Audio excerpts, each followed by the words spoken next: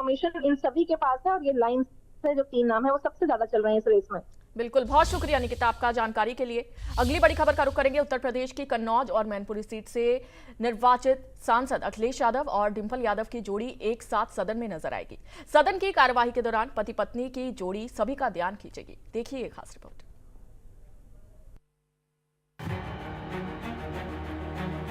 देश की सबसे बड़ी पंचायत 18वीं बार सज चुकी है। चुनाव, नतीजे, फिर कैबिनेट गठन, सारी रवायतें पूरी हो चुकी हैं। अब इंतजार है तो बस सदन चलने का। लेकिन इन सबके बीच कुछ ऐसे चेहरे हैं जो सबकी नजरों की धुरी बने हुए हैं। सपा प्रमुख अखिलेश यादव और डिंपल यादव, इन दो चेहरों पर सबकी निगाहें टिकी हुई हैं, क्योंकि पति पत्नी दोनों सदन में एक साथ बैठे।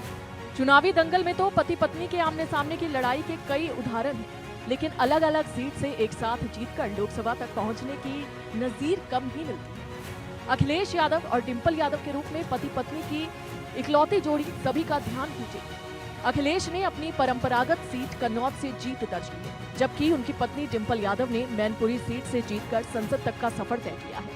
सपा के सांसदों में डिंपल यादव सबसे ज्यादा वोट्स के अंतर से जीती हैं, तो वहीं अखिलेश यादव की जीत का अंतर पार्टी में दूसरे नंबर पर रहा है। मैनपुरी से डिंपल यादव ने 2,21,639 वोटों के भारी अंतर से जीत दर्ज की।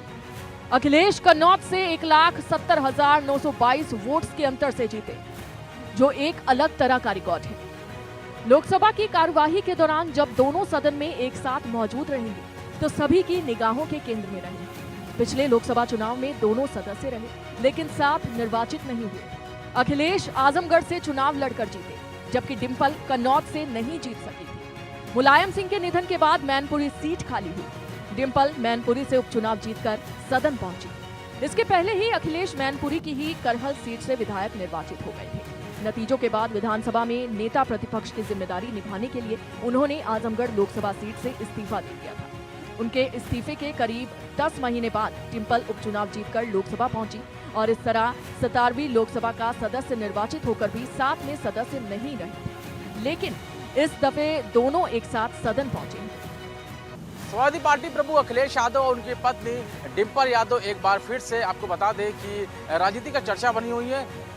2024 के लोकसभा चुनाव में दोनों ने ही चुनाव में एक बड़ी जीत हासिल की है, जिसके बाद से अब जब लोकसभा की जब कार्रवाई होगी, दोनों ही पति पत्नी हैं वो नजर आएंगी और इस कार्रवाई के दौरान उन पर जरूर लोगों की निगाहें रहेंगी। हम आपको बता दें, समाजवादी पार्टी प्रमुख अखिलेश यादव ने जिस तरह पीडीएफ फार्मूले के साथ उत्तर प्रदेश में एक बड़ी जीत हासिल की है, उसके साथ ही आपको पता चुनावी दंगल में पति पत्नी ने जिस तरीके से एक कह सकते हैं बड़े अंतर के साथ में जीत हासिल की है, वो कहीं ना कहीं चर्चाएं जरूर उसको लेकर होती रही। और सबसे बड़ी बात है, 18वीं लोकसभा चुनाव के दौरान जब सदन में जब लोकसभा चुनाव के बाद अब जिस तरीके से सदन में दोनों ही सांसद बैठेंगे, तो उत्तर प्रदेश से अखिलेश यादव डिंपल यादव के रूप में पति पत्नी की इकलौती जोड़ी है, जिस पर कहीं ना कहीं सभी की निगाहें वो जरूर रहेंगी। और जिस तरीके से आपको बता दें कि पहली बार है कि किसी पार्टी का जो मुख्य अखिलेश यादव और उसकी पत्नी डिंपल यादव एक साथ लोकसभा के लिए चुने गए हैं। अखिलेश यादव अपनी परंपरागत सीट कन्नौज से, वहीं उनकी जो पत्नी है डिंपल यादव पड़ोस की ही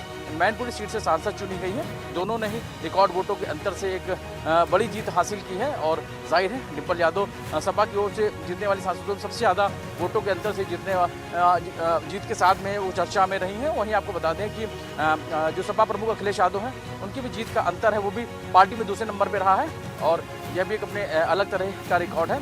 ऐसे में लोकसभा की कार्रवाई के दौरान जब दोनों सदन मौजूद रहेंगे, तो कहीं ना कहीं सभी की निगाहें उन दोनों पर रहेंगी।